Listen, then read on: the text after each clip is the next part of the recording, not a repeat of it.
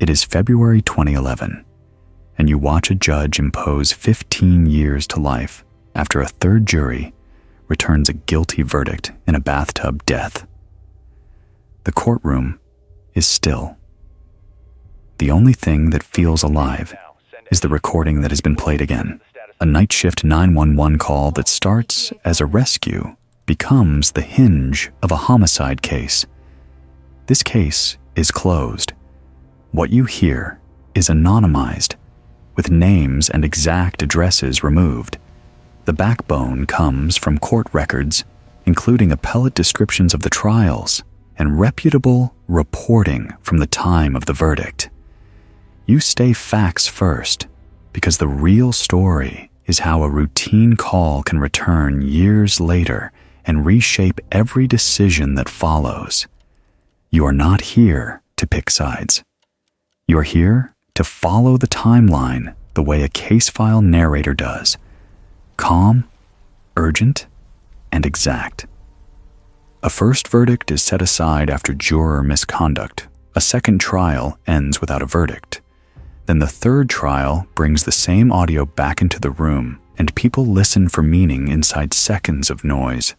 Now you rewind. It is late summer 2008 in a quiet township in southwest Ohio. The air is heavy, and the night shift feels slow.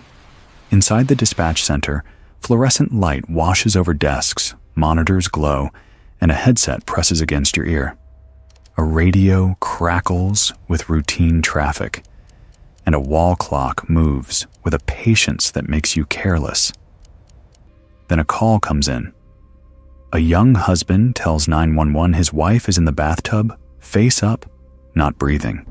He sounds frightened, but he also sounds controlled, like someone trying to follow instructions. You hear the small sounds behind him, a shift of weight, a door frame, a room that does not echo the way you expect. You have seconds to decide what this is.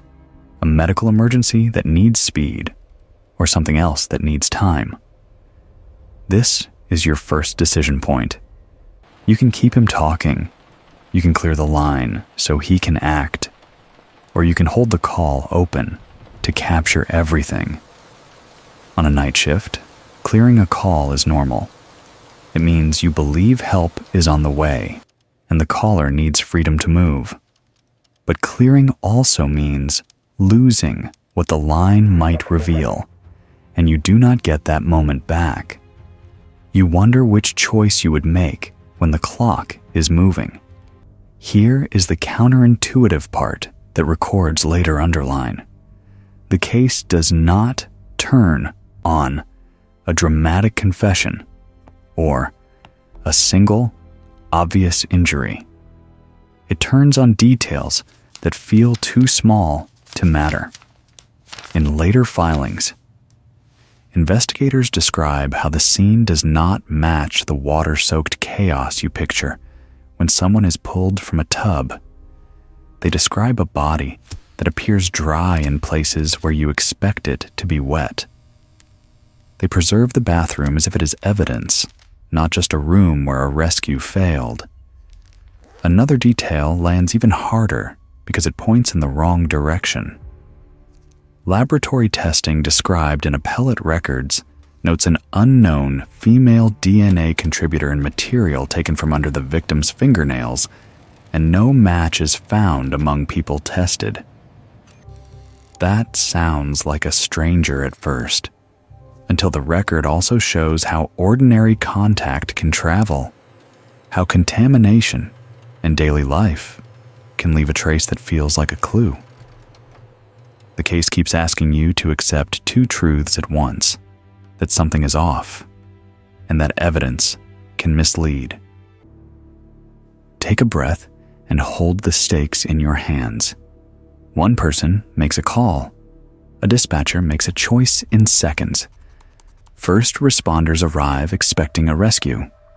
Then the same event is examined again in court, across 3 trials, until the audio becomes a witness that cannot forget.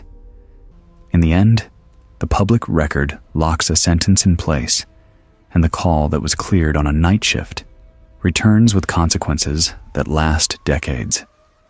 Stay with this case file. Near the end of the story, one overlooked moment in that recording changes how people interpret everything that comes after, including what seems normal, what seems urgent, and what seems rehearsed. You will also see why the first warning sign is easy to miss when you are working the night shift and you think the call is already over.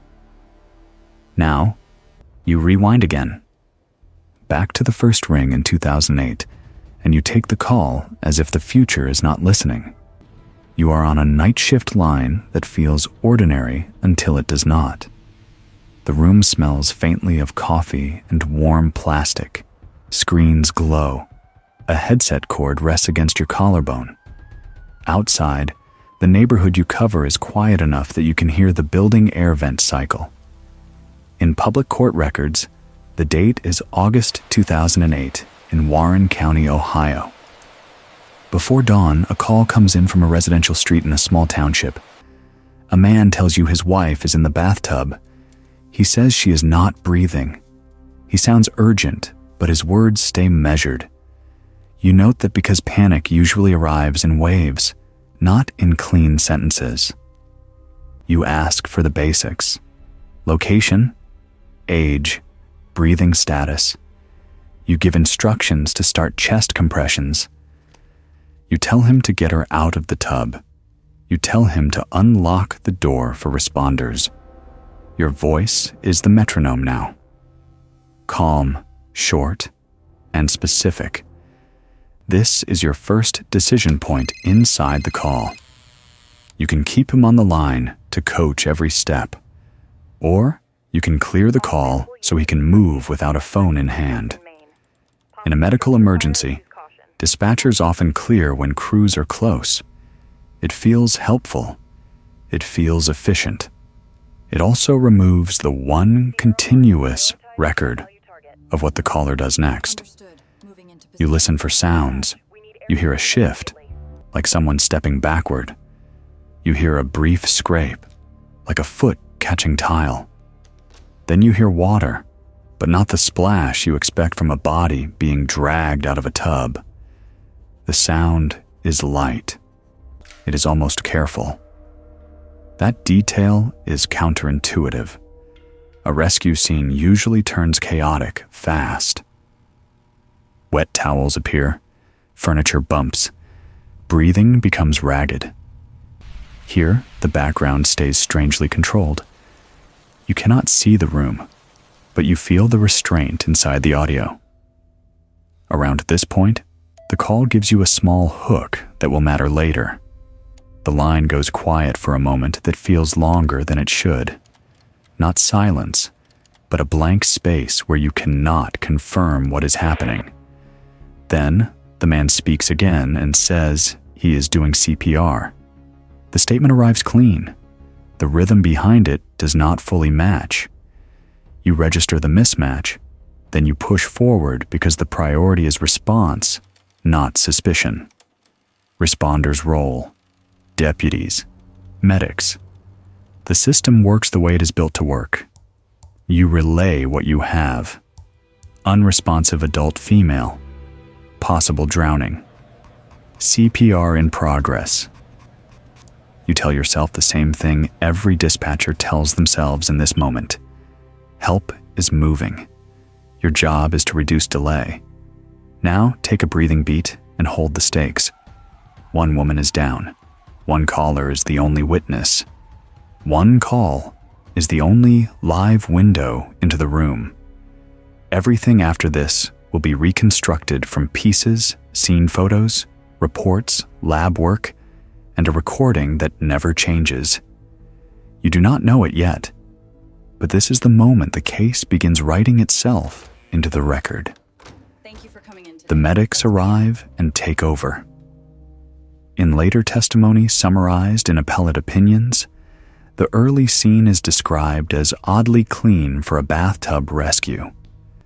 There is water, but not everywhere you would expect. The room does not look like a frantic struggle to save a life. That does not prove anything by itself. It is simply a detail that does not sit comfortably beside the story you hear on the phone. Another verified fact from public records lands later and changes the tone of everything you just heard. The coroner rules the death a homicide. That ruling is not a theory. It is an official conclusion recorded in the case history. It turns the call you handled as a rescue into the first chapter of an investigation. You replay your own decisions in your head.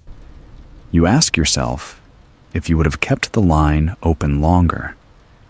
You ask yourself if you would have pressed harder for details. You ask yourself if you would have noticed the quiet sooner. Here is the hard truth that working dispatch teaches you. You cannot treat every call like a crime scene. You also cannot pretend that routine equals safe. The only tool you have in that moment is discipline. Ask, listen, document, keep the timeline clear. As the morning grows brighter, detectives step in. The bathroom stops being just a bathroom. It becomes a controlled space. Photographs, measurements, interviews. The first warning sign is not a dramatic discovery. It is a collection of small inconsistencies that refuse to go away. And the call you cleared does not disappear. It sits in a system archive. It waits. Years later, jurors hear it, lawyers argue over it, and experts describe it. The tape becomes a witness that cannot be cross-examined. You move into the next phase of the timeline now, where early actions and one routine step become the first mistake that the case file never lets you forget. You think the call is done once responders arrive. The system marks it handled. Your screen refreshes. Another line blinks. Another voice needs you. That is how night shift survival works. You close one window so you can open the next, but the call does not stay closed. In the hours after the bathtub rescue fails, detectives start rebuilding the night from timelines. They do it the only way they can. They pull dispatch logs. They pull radio traffic. They pull the 911 audio. In court records later, that single recording is introduced and replayed for juries. Not once, but across multiple trials, because it is the only real-time account of what happens before anyone else enters the home. Here is what you learn when you hear it again. Slowed down, cleaned up, and labeled with timestamps. Your own routine is visible. When you ask a question, you wait a beat. When you give an instruction, you expect a sound that confirms action. When the caller answers too quickly, you notice it. When he does not answer fast enough, you notice that too. Then the first mini hook hits. You realize the most important part is not what the caller says. It is what the line does when nothing is said. There is a stretch where the audio goes thin.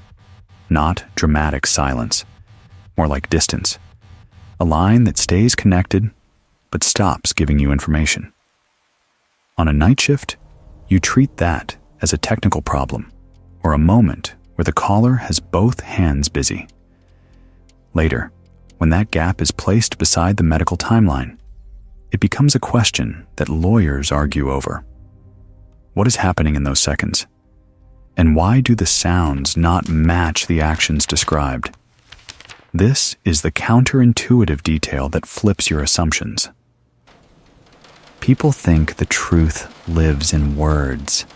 In this case, the pressure sits inside the missing pieces, the pauses, the changes in breathing, the moment the room sounds different, even though the caller insists he is doing the same thing. You feel the second decision point press into the story. Not yours this time. It is the investigator who must choose how to treat this audio. Do they treat it as a simple record, just one more exhibit? Or do they treat it as an active witness and build questions around it? That choice changes everything, because once you make the recording central, every inconsistency becomes louder. Now the case file narrows on the call clearing itself. On the night of the incident, clearing the call is routine. It keeps your lines open. It lets the caller move. It ends your ability to capture spontaneous speech. Later, that routine step becomes a wedge. Prosecutors point to the moment the call ends and ask what the caller does next. Defense points to the same moment and argues you cannot assume anything at all. The tape does not show what you want. It only shows what you can prove. Second mini hook. You think the question is who did what in the bathroom. The record forces a different question. Why does the timeline feel out of rhythm with the voice that claims it is urgent? As the investigation deepens, the call is compared against everything else. First responder arrival times, medical interventions, statements given that morning, what a person remembers they said, versus what the audio proves they said. Court records later describe how the trial battle is not only about the death, it is about credibility. And credibility is built on minutes and seconds. Take a breathing beat here. You are watching a case grow from one call into a web of documents, audio, logs, lab reports, interview notes. Each piece has its own clock, and the clocks do not always agree. Your job now is not to guess. It is to stay inside what can be traced, and to notice the places where the timeline strains. When you return to the audio one more time, you hear a subtle shift that changes the mood. The caller is asking for help, but he also seems to be managing the scene. He answers questions in a way that sounds prepared. Then he slips and becomes vague right when clarity matters. That is not a verdict. It is a pattern. Patterns are what investigators chase, because patterns survive stress. Third mini hook. The call is not only a plea, it is a rehearsal that can break in small places, and those small breaks can decide how a jury listens years later. You end this section with a reflective question that sits in your gut. If you were wearing the headset that night, do you clear the call the moment help is dispatched? Or do you hold the line open just a little longer, knowing that any second you keep could become evidence later, and knowing that any second you keep could also delay a different emergency that is ringing right now? The case file moves forward. Within days, the bathroom is treated as evidence, and the rescue call becomes a crime scene timeline. The next step is where routine disappears completely. Within 2 days, the house feels different. It is still the same hallway, the same bathroom door, the same quiet street outside. But the air in the entryway is colder now. Deputies keep the space controlled. A detective walks you through it like a checklist, not like a home. Public court records later describe a search warrant being executed and the bathroom being processed as evidence. Photographs are taken from angles that feel unnatural. Measurements are written down to the inch. They document the bathtub, the floor, the bath mat, the towel locations, the drain area, and the surfaces a hand might touch in a rush. It is the moment the case stops being about rescue and becomes about reconstruction. The first mini hook lands in a simple choice. Investigators treat the bathtub like the center of the case, even though the call began as a drowning report. That is not how most people imagine a homicide investigation. They imagine weapons and forced entry. Here, the focus is porcelain, tile, water lines, and what is missing. Then a counterintuitive detail starts to shape everything. Reports and testimony later emphasize how parts of the bathroom do not look as disturbed as you would expect after frantic CPR and pulling someone from a tub. Some areas look too orderly. Some damp spots look too light. It does not prove a staged scene on its own. It simply creates a problem the timeline must solve. Now the second mini-hook. The detective has to choose the frame.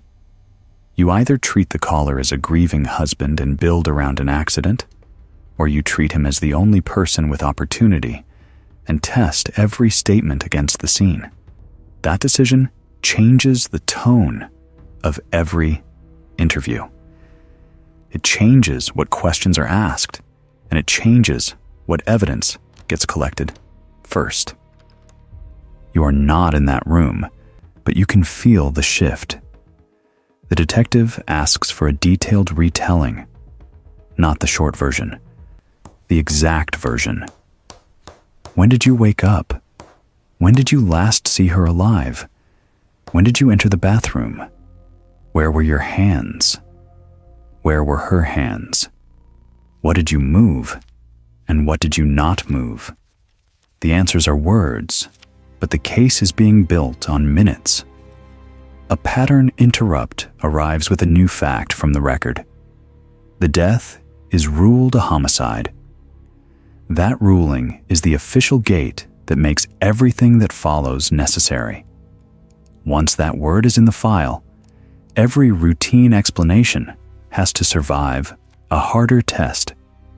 This is the decision point that increases risk for everyone involved. Once homicide is on the table, investigators can seek more intrusive evidence. Phones, computers, bank records, life insurance paperwork, anything that might show motive or planning. If they push too hard too early, they risk tunnel vision. If they move too slowly, they risk losing fragile evidence. The work in the bathroom stays methodical. Swabs are taken where hands would brace. Fibers are collected from towels and clothing. The drain area is inspected for anything that should not be there.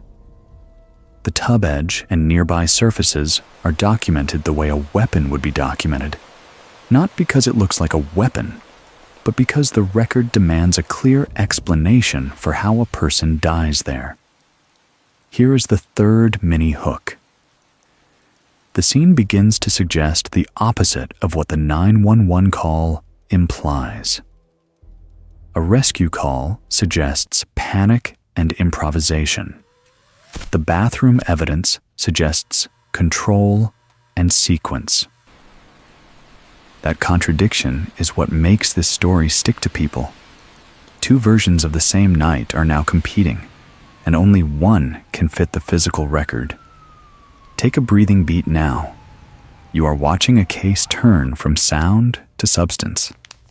A call, a log, a death ruling, a warrant, a bathroom turned into a grid of photographs. The stakes are simple and heavy. If this is an accident, an innocent person is living inside suspicion.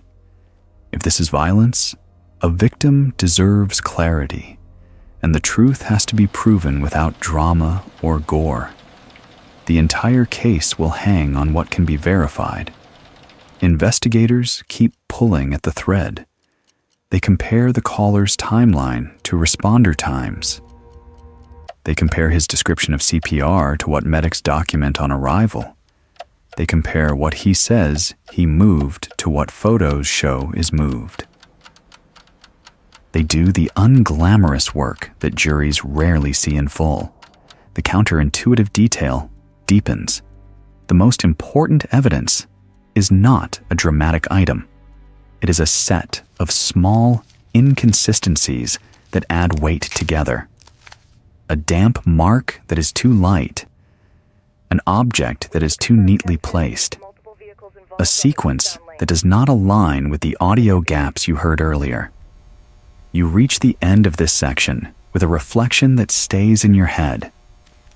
You ask yourself whether you would notice the quiet signals or whether you would accept the loud story and move on. The case file moves forward from the warrant to the lab.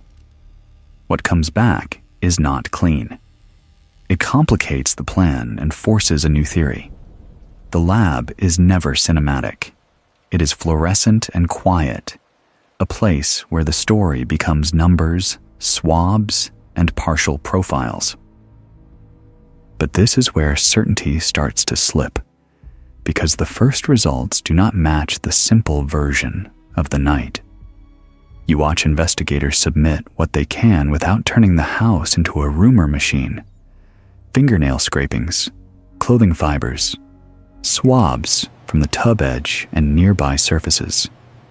Each item is labeled, sealed, logged, and moved forward.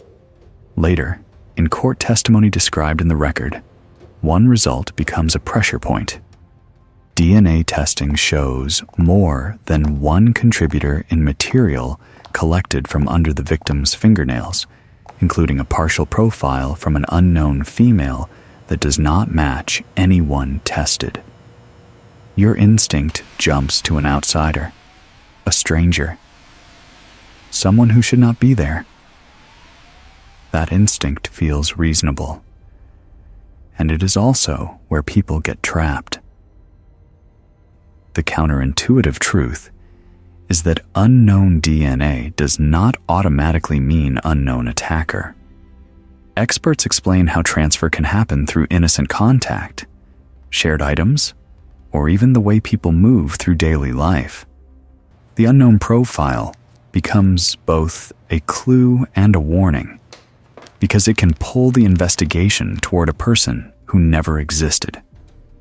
Now you hit the next decision point, and it raises the risk. Investigators can chase the unknown DNA like it's the key, building an open-ended search that burns time and credibility. Or they can treat it as a limited lead and keep their focus on the only confirmed timeline inside the home. The danger is clear either way. Chase the DNA too hard, and you risk ignoring the scene contradictions. Ignore it too quickly, and you risk missing the one thread that proves a different truth. You hear the case file tighten around what can be verified: the 911 audio, the dispatch log, the arrival times, the condition of the bathroom, the caller statements, the medical findings that led to a homicide ruling. None of these pieces are dramatic on their own. Together, they start to form a shape that makes some explanations feel heavy and others feel thin. Then, the next hook lands quietly. The unknown DNA is not the only thing that refuses to fit. Some expected things are missing, or they appear in places that do not make sense with the story of a frantic rescue. The case stops asking who left a trace and starts asking who had time to manage what a trace would look like. You move from the lab back to interviews.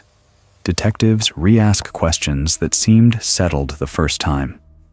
The caller repeats his timeline, and you listen for the places where repetition sounds rehearsed. People think lies are loud. Often, they are smooth. The trouble comes when a person is forced to describe physical actions in order, because bodies remember differently than words. What did you touch first? Where did you kneel? Which hand held the phone? Which hand lifted her? The answers are supposed to match the room. Here is the counterintuitive detail that shifts the viewer's assumption again.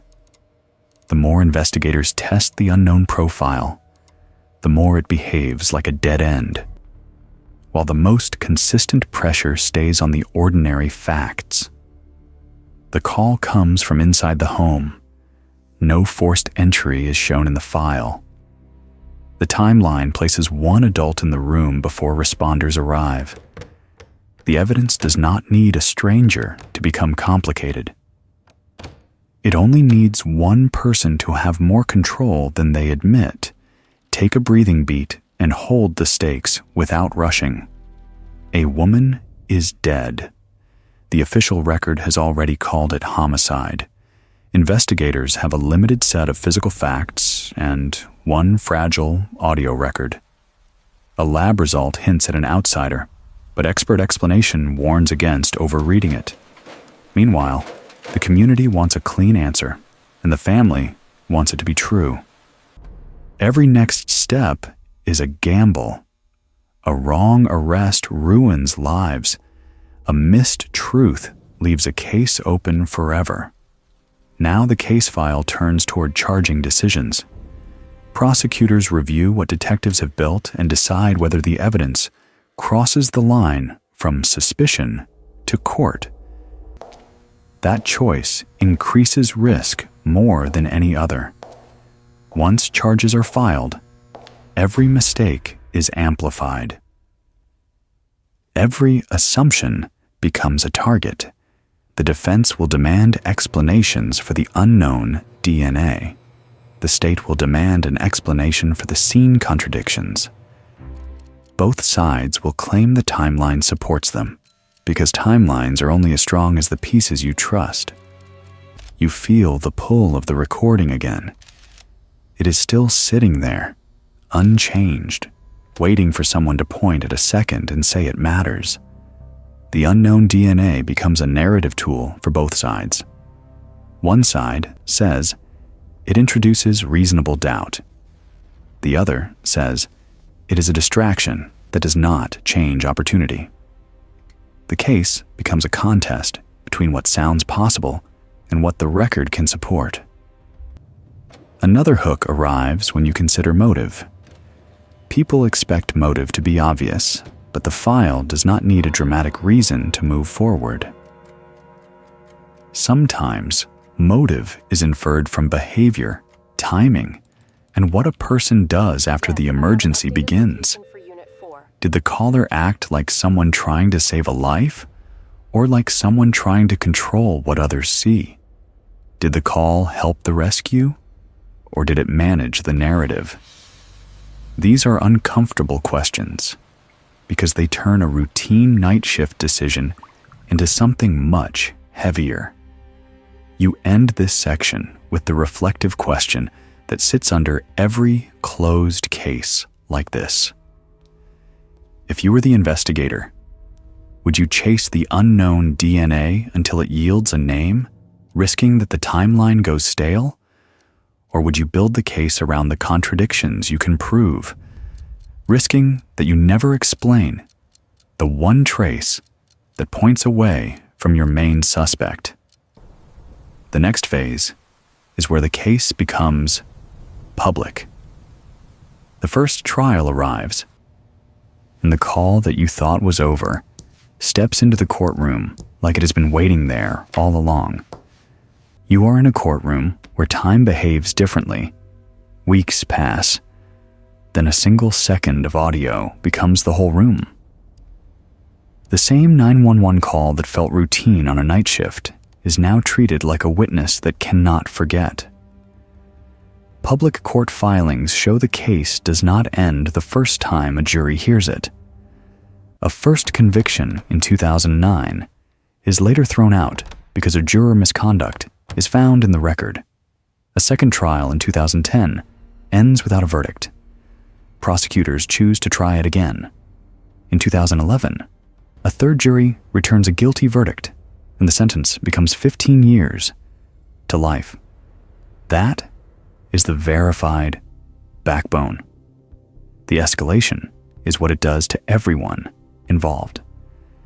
Each time the case returns to trial, the question is not only what happened in the bathroom.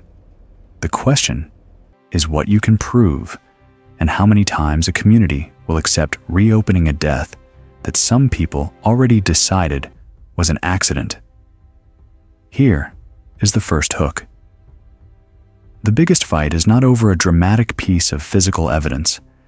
It is over how ordinary a voice can sound while something irreversible is happening out of view. You sit behind the Casefile lens and track the strategy choices that raise the risk. Prosecutors have to decide whether to build the story around medical findings and scene inconsistencies, or to build around behavior, the call, the pauses, the timing, and what does not sound right. The defense has to decide whether to center the unknown DNA result as doubt, or to argue that the state is turning routine chaos into suspicion. Both sides know jurors will remember audio more than they remember diagrams. Now, the counterintuitive detail that changes the viewer's assumption.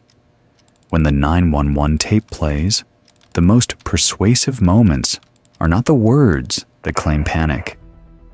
The persuasive moments are the seconds that feel controlled, the quick answers, the stretches where the line gives too little information, and the background that stays strangely steady.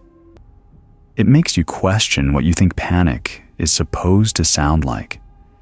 In trial, experts and witnesses describe what they hear and what they do not hear. They talk about timing, about instruction, about when the call ends, and what that ending removes from the record. The court does not need the recording to prove every physical step. It needs the recording to shape credibility. You hit the next decision point, and it is the kind that flips a case. After the second trial ends without a verdict, the state must choose whether to stop or to go back a third time. Stopping avoids risk and expense. Going again risks an acquittal that closes the door forever. The state goes again, which tells you one thing plainly. They believe the story holds under pressure. Take a breathing beat. You pause and let the weight settle. A death in a bathtub has become years of hearings, motions, testimony, and jurors who have to decide without being there. The system is not built for perfect truth. It is built for proof beyond a reasonable doubt, and doubt can live inside a single pause on a recording. Then the major twist arrives, clean and procedural, and that is why it hits. The first conviction is not undone because new science clears the defendant. It is undone because juror misconduct cracks the integrity of the first verdict. The case does not reopen because the facts change. It reopens because the process fails, and the call returns again because the process demands it. If you have ever made a high-stakes decision at work with limited information, say one word in the comments: hold or clear. It is the simplest way to show how you think under pressure, and it is exactly what this case turns on. Now, the courtroom moves fast. Lawyers focus the jury on a timeline that has no mercy. The call comes in.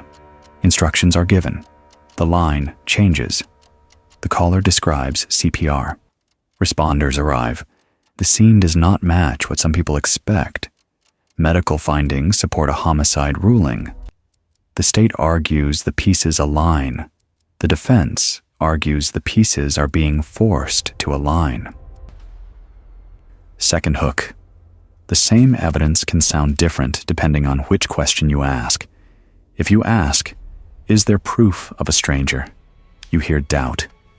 If you ask, "Who has opportunity inside a locked timeline?" you hear inevitability.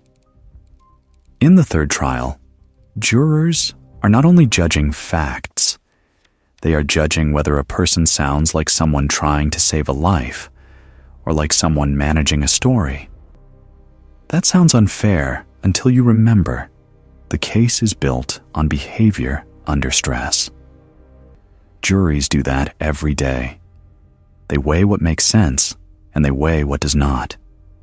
You watch the case hinge on small decisions that feel invisible outside the record. How a witness answers cross-examination. Whether an expert explains uncertainty clearly. Whether the prosecution stays disciplined and does not oversell. Whether the defense chooses to take risks with alternate theories, knowing every extra theory can dilute the main doubt. Third hook, and it leaves you on a micro cliffhanger. When the jury goes out, you do not know which version of the night they accept. You only know that the 911 call they heard will follow them into the room, because it is the only thing that captures the first minutes before anyone else arrives. You end this section with a question that is not comfortable. If you were on that jury, would you trust the calm voice asking for rescue, or would you trust the inconsistencies that live in pauses, timing, and a scene that looks too controlled to be accidental? Next, the verdict lands, the sentence holds in the record, and the county has to explain what the night shift decision did and did not do. When the call first came in, you hear the verdict before you understand what it will do to the people who lived inside this timeline. Guilty. The courtroom exhales in two directions at once. One side hears closure, the other hears a door lock. In the official record, the sentence is 15 years to life. That number does not explain anything. It only tells you the state believes the death was intentional and that a jury agreed beyond a reasonable doubt. Now the case shifts from trial to paper. Appeals, briefs, transcripts, arguments about whether the court allowed the right evidence, whether the jury heard the right instructions, whether the process stayed clean after the first conviction was thrown out for juror misconduct. This is where cases either collapse quietly or harden into finality. Here is the first hook. The same 911 call is no longer a dramatic exhibit. It becomes a fixed reference point that appellate judges treat like a measurement, not a feeling. They do not decide whether the voice sounds innocent. They decide whether the trial was conducted fairly under the law. A verified fact from public records anchors the closure. In 2012, the Ohio 12th District Court of Appeals affirms the 2011 conviction. The guilty verdict stands. The sentence stands. The case moves into the category the system calls resolved, even if no one emotionally experiences it that way. The counterintuitive detail is what happens to the unknown DNA in this phase. People expect an unmatched profile to blow a case open. Instead, it becomes one of several contested points that the process absorbs.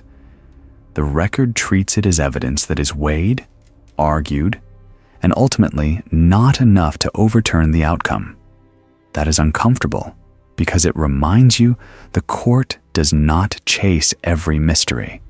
It rules on whether the conviction is supported and the trial was lawful. You reach a decision point that is easy to miss because it happens in conference rooms and filing deadlines. Do you keep fighting through higher courts, risking that each denial makes the record feel more permanent? Or do you stop, knowing that stopping will be read by the public as acceptance? Either path has a cost. Continuing can keep a case alive, but it can also keep families trapped in repetition.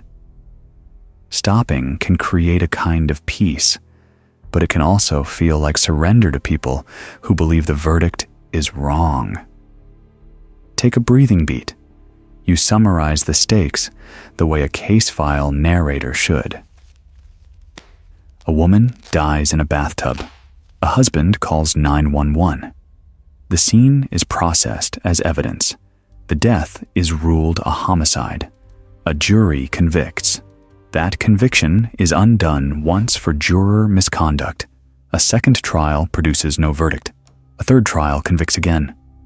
An appeals court affirms.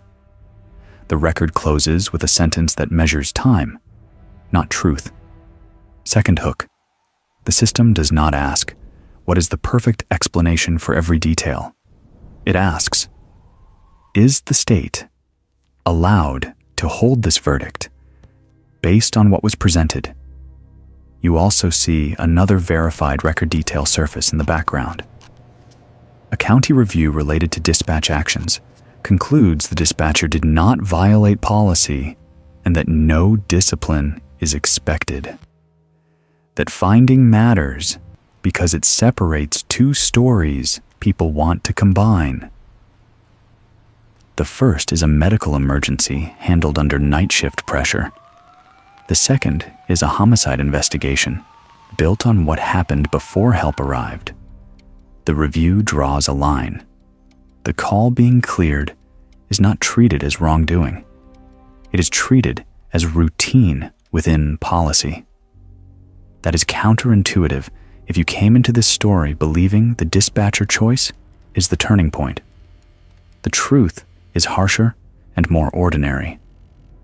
The dispatcher action is a factor, but the case outcome is decided by what investigators and jurors believe the total record shows. The call does not create the crime. The call becomes a lens. Now you return to the courtroom memory one last time, because closure has to be grounded in what is officially known. The state claims the timeline and scene contradictions point inward, not outward. The defense emphasizes uncertainty, including the unknown DNA and the limits of reconstructing a private moment. The jury chooses one version as the only one that fits beyond reasonable doubt. The appellate court later leaves that choice intact. Third hook. A cleared call can come back, but it comes back in a different form, not as a second chance to ask questions, as an unchanging artifact that people will interpret until the record stops moving. You end this section with the reflective question that the night shift teaches you to carry.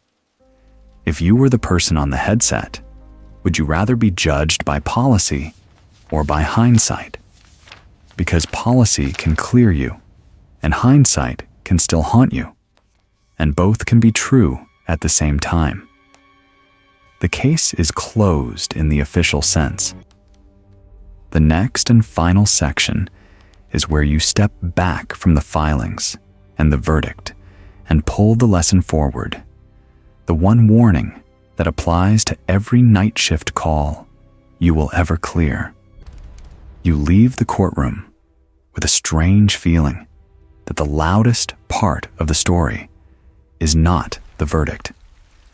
It is the fact that the first sound anyone ever hears from the scene is a voice asking for help, and that voice never changes. It does not grow. It does not soften. It does not explain itself better with time. It stays exactly as it was on the night shift, and everyone else has to live with what they think it means. One verified fact from the public record anchors the ending. The final, guilty, verdict from the third trial stands after appeal, and the sentence remains 15 years to life in the official case history. Another official finding sits beside it and feels almost too ordinary for a case like this. A county-level review later clears the dispatcher decision as within policy, with no discipline expected. Those two facts can both be true, and that is the first lesson. Here is the counterintuitive detail that most people resist.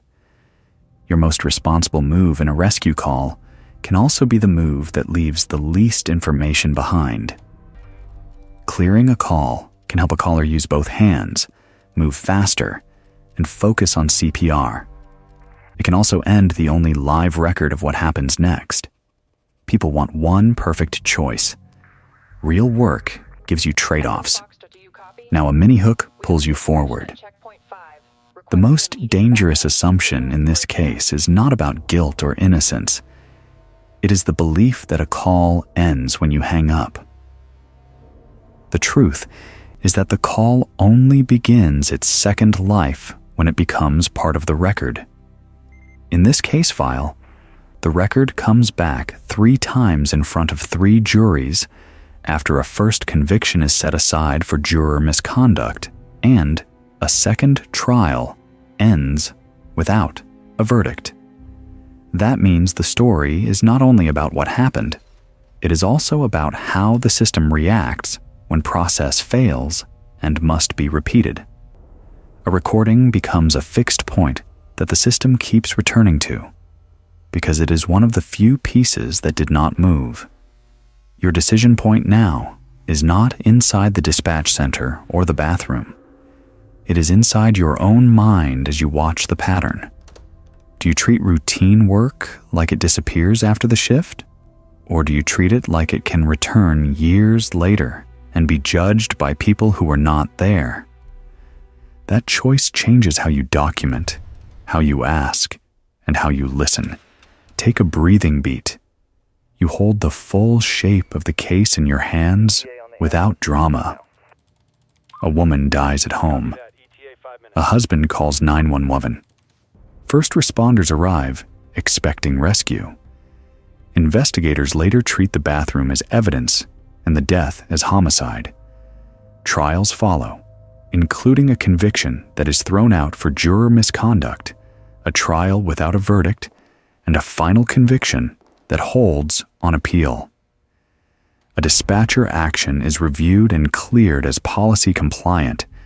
The system closes the case, and life moves on for everyone who still has to carry the memory. Another mini hook lands in a quieter place. The unknown DNA detail that sounds like a stranger at first does not automatically unlock the truth. It becomes a contested point that can raise doubt and also distract from what is provable. That is the second lesson. Evidence can point away from the main theory without being the key to the case. The job is to keep it in view without letting it take over the whole picture. You also learn something personal about pressure. People think the truth shows up as a sudden break, a confession, a dramatic moment on tape. In this case, the pressure lives in timing and control, in what is said quickly, in what is not said at all, in how calm can be either discipline or performance. You cannot diagnose a person from a voice, but you can treat the timeline like it matters, because it does. Here is the last mini hook. The call returns because humans return to the same question when the ending hurts. Could anything have been done differently in the first minutes? You do not get to rewrite the past, but you can carry forward 3 practical takeaways. First, ask one more confirming question than you think you need, especially when the background sounds do not match the actions described. Second, document in simple language what you hear and what you do not hear, because memory will lie to you later. Third, respect policy, but do not hide behind routine, because routine can become the center of the story when everything else is disputed. You end where you started, with a warning that fits every night shift.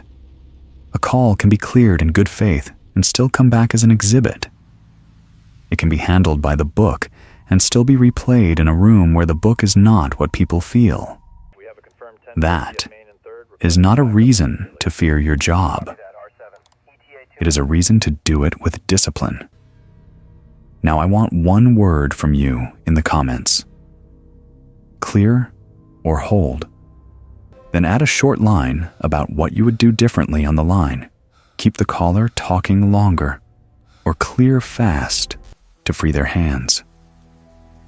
Your answer tells me how you think under pressure, and it helps the next person who wears the headset on a quiet night when a call sounds ordinary until it does not.